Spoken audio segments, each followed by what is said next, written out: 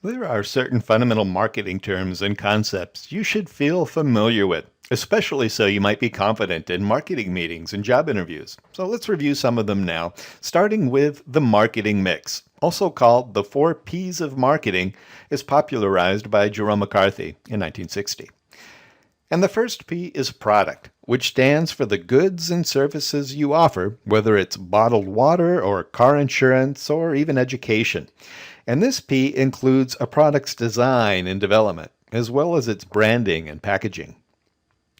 The next P is place or location, and it's just where a product or service is offered for sale and how it gets there. And this is how the product gets moved from the producer to the consumer. Thanks to interactive media, place is now actually everywhere. You can order pizzas and plane tickets, books, music, even college courses from wherever you are on the planet. And price determines at what charge a product or service is offered for sale to the customer. This establishes the level of a company's profit as it sells the product.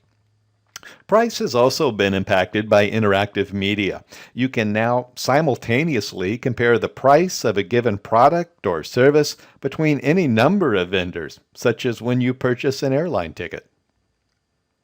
And promotion. And this is how you let the consumers know about your product or service for sale.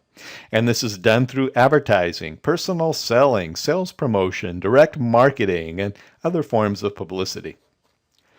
Now, we could readily say these 4 Ps are old school marketing, deeply rooted in 20th century and earlier eras of thought. But if there is one shift that sums up the modern 21st century marketplace, it's that now the consumer is super empowered through instant access to information and competitors' prices and even sharing reviews with one another. So the traditional 4 Ps may well benefit from a rewrite according to a customer's perspective with the new 4 Cs of marketing. And all we're going to do is take the old P principle and transfigure it to a consumer vantage point. For example, customer value. And that's how a product benefits a customer from the buyer's point of view. And cost to the customer. And this covers price plus the other customer's costs, such as time spent traveling to a store or the shipping charges for a product bought online. Convenience for the buyer, or how easy is it for the customer to find information about a product or service as well as purchase it. And communication. And this is now a two-way dialogue or conversations with multiple people as a customer makes a purchasing decision. And positioning and targeting. These are two of the most important aspects of marketing, so much so that they weave throughout all the other Ps and the Cs. And positioning is simply your differentiation from competitors, or how different are you from everybody else, as well as your value proposition, or just what value do you have to offer. And product dimensions, and that means just what all does your product do. And some sample positions may be, are you the newest or the best, the most convenient, the cheapest, the best value, the coolest, the most prestigious, or do you offer the most features? For example, how do you position yourself as a person? Are you smart, hardworking, skilled? Do you make the lives better for the people around you? Now that may be your position, for example, as you try to appeal to possible employers or even a potential mate.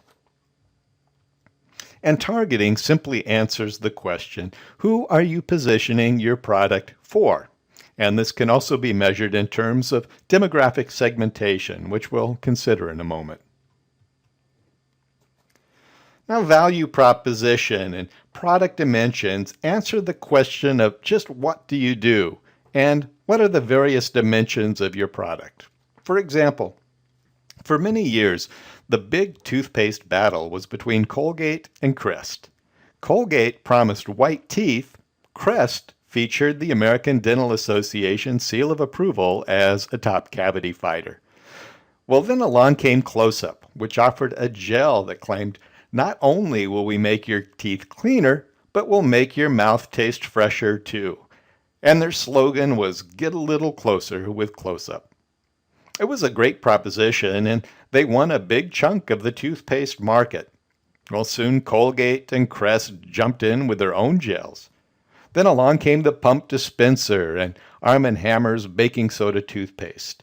Well, then Colgate Total offered a gel and a baking soda and a pump dispenser and said it will fight cavities, freshen breath, reduce tartar, and fight gingivitis all at the same time, all within a single product. And it's called adding dimensions or expanding your reach into new demographic segments or going deeper within your existing segments. Well, marketers are going to position their product and services according to the demographic characteristics of their target audience. Some of the most important demographic measures are these. Gender, especially in many cultures where women are the primary decision makers for purchases. And age, young people certainly buy different things than older people. And income, especially considering disposable income, which can be important for the sale of non-essential items or even luxury purchases such as travel. And education. Now, asking how much someone makes may be a sensitive question, but not so much asking about their education, which most people will readily discuss and may give you some indicator of their earnings. And location. For example, people in tropical climates will not likely be buying many heavy winter jackets.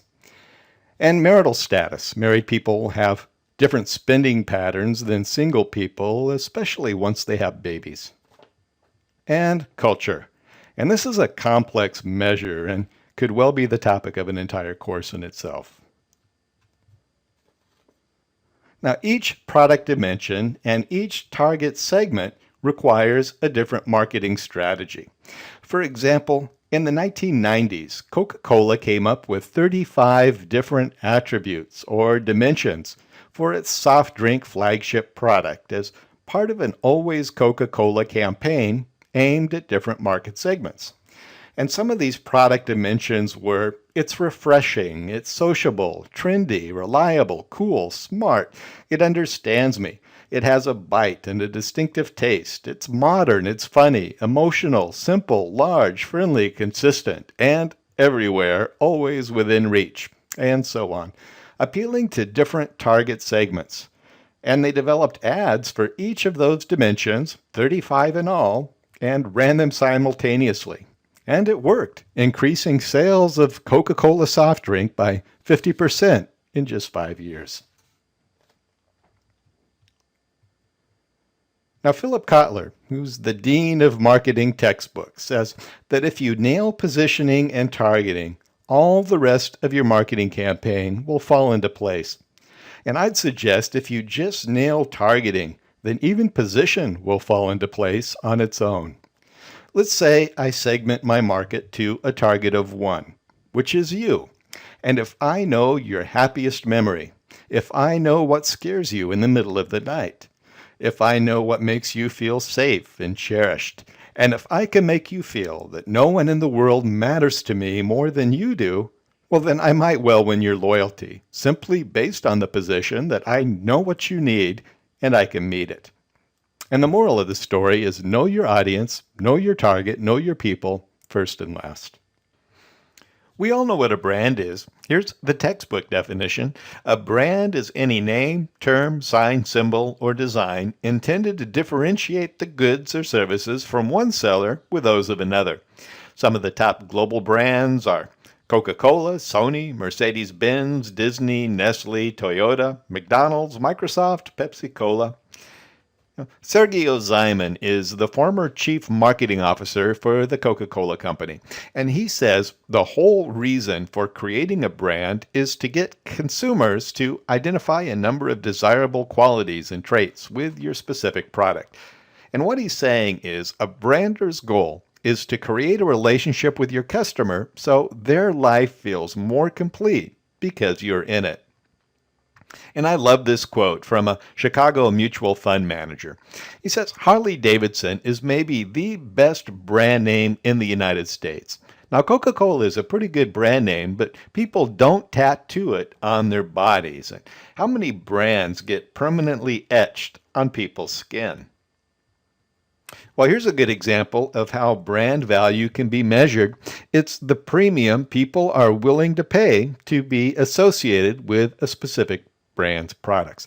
For example, a Mickey Mouse ball will cost you $3.95, whereas a Jack in the Box ball will only cost you 99 cents, and they're often thrown in free as special promotions.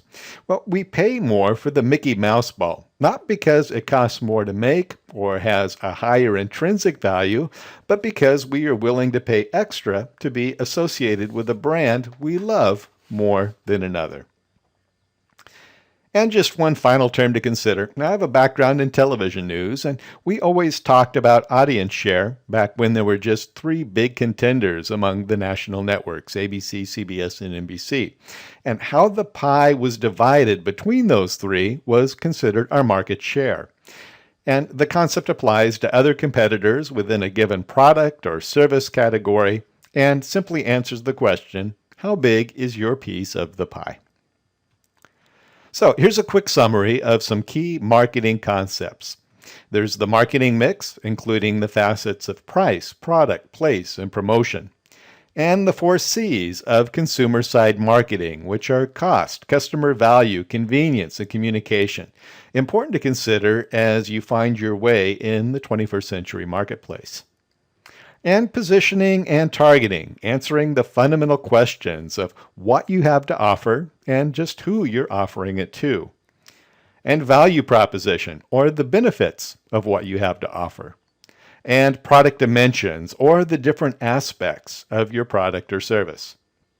And the demographic segments you may specify in your market campaign, especially the 3 key segments of age, gender, and income. And brand value, or how affectionate people might feel towards your product or your service. And market share, or simply how big is your piece of the pie.